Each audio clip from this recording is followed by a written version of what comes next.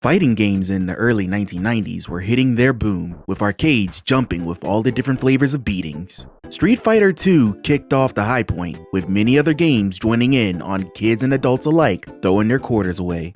Most of these games made the jump somewhat successfully to the 16-bit console generation, with these and brand new creations spoiling people for their choice and fisticuffs at home to bully the youngest in the house. However, some games tried to hop on that bandwagon, missed it, and ended up skidding hard on the pavement, especially on the Super Nintendo. And today, I'll pick out 10 of them for you all to not enjoy. In no particular order, here are 10 of the worst Super Nintendo fighting games. By this point, this game's legacy, or better yet infamy, precedes it, just because it's a really wild concept from start to finish. Shaquille O'Neal was one of the most popular NBA legends ever, and the game he wanted to make was a fighting game. Okay, whatever you say. Shak Fu was released in 1994 for both the Super Nintendo and Genesis by Electronic Arts. The Genesis version is a little more crispy in regards to sounds, but actually has more characters, so the poor Super Nintendo version ends up on this list. Not that that's the only reason, mind you. As the fighting is sluggish, the computer actually cheats, and the story is really out there in terms of figuring out what the hell is going on. Shaq himself is the worst character with the worst moveset in the game, so that's a glowing endorsement from EA of what they think of the title character. The other characters are a mixed bag of abominations, with the demon cat girl and undead football player in particular being the cheapest. So you know, if your friend picks one of them, they deserve to be kicked outside in the cold. I've already talked about how much I was not fond of Pit Fighter in the arcades. Do you want to go even lower? Pit Fighter on the Super Nintendo. The graphics look like compressed garbage, and the fighting is even less responsive. If you weren't fond of the arcade game, why in the hell would you pick this up? Oh well. Pit Fighter was released in 1990 for the arcade by Atari and ported to the Super Nintendo and loads more consoles in 1991 by Tengen. You control one of 3 characters as they compete in an underground fight league to make that dollar bill, y'all. You can beat up your opponent, use weapons, get assaulted by the crowd. It's wild. Now, the arcade version looks like this, and this is the Super Nintendo version. Yep. An almost criminal downgrade. And no, it's not just the graphics that were heavily downgraded. The gameplay, controls, music, literally everything got nerfed in the home version. You know what actually got upgraded? The difficulty. This version is tragically hard. Like, you'd be lucky to get past the first fighter, let alone the pit boss Kane or Warrior or whatever. If you absolutely have to play this game, stick to the arcade. Okay, before you get to typing in the comments, let me explain. Mortal Kombat was released first in the arcade in 1992 by Midway, and then ported to basically everything, including a fridge, but specifically the Super Nintendo, in 1993 by Sculptured Software. The initial game to the 30-plus year franchise, Mortal Kombat was the perfect antithesis to Street Fighter II. While Street Fighter focused on fighting mechanics and animated sprites, Mortal Kombat focused on violent spectacle and photorealistic graphics. This difference set Mortal Kombat apart and made it an arcade favorite for all the local degenerates that love to see people's heads get ripped off. So it's not a surprise this game made its way to the Super Nintendo. But what did they do to my boy? The graphics and music, okay, the downgrade stings, but it's understandable. But to neuter the violence and fatalities? Sweat? I don't even recognize you anymore. This small censorship due to Nintendo's policies at the time completely ruined the first Mortal Kombat game on a Nintendo console and drove an absurd amount of people to the Genesis version that could actually see blood and guts with a code. I love this series, but this version has to be noted as among the worst, at least above the Game Boy version.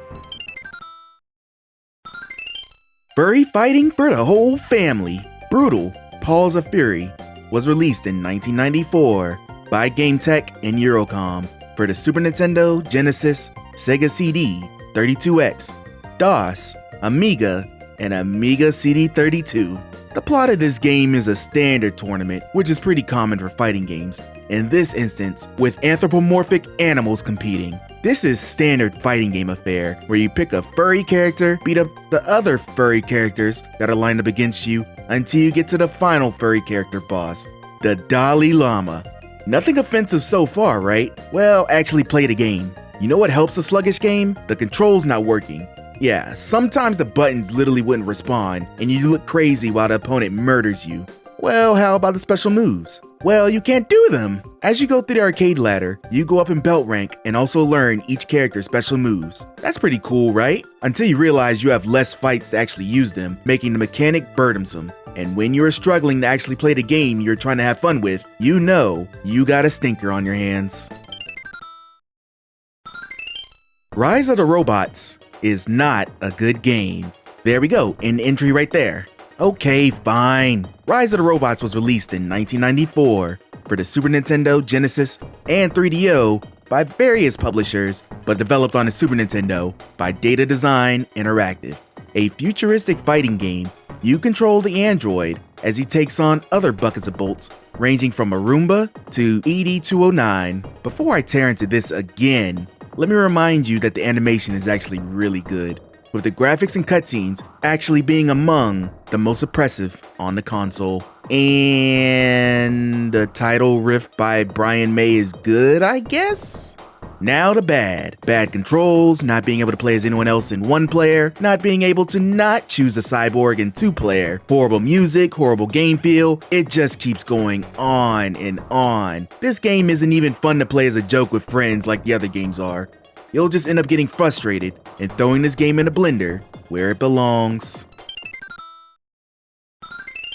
Oh boy, all your favorite superheroes, not Marvel, duking it out with the villains of the day, and a Superman mullet? What could go wrong? Everything. Justice League Task Force was released in 1995 for the Super Nintendo and Genesis by Sunsoft and Blizzard. Darkseid is added again with the attacking of Earth.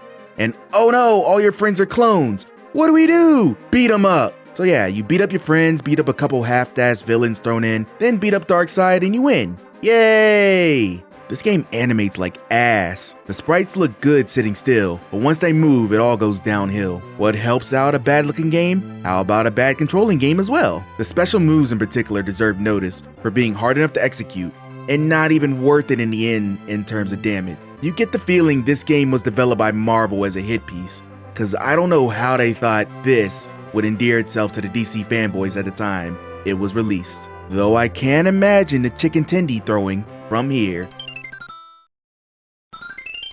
Oh, Ultram Man, what did they do to you? Full transparency, I never been too big in Ultram Man, and I've only been slightly interested in Sentai, besides Power Rangers. Rest in peace, JDF, but even I know Ultram Man is a huge property in Japan. Well, they didn't respect them that much, cause they let this game represent it in the West, and my lord, they butchered my mans. Ultram Man Towards the Future was released in 1991 by Bandai. You control Ultraman as he fights his way through the gauntlet of giant mutant monstrosities, using his attacks and various powers to blast him to Kingdom Come. Now, at first look, this game is ugly. Like, ugly. But whatever, giant monster fighting one-on-one. How could they mess this up? Well, by making the fighting super rigid and feeling like each attack has a delay. This doesn't apply to the opponent, by the way, as they will unload on you every chance they get, especially if they have a projectile. Ultraman's special attacks had to be charged up to be used, with the fight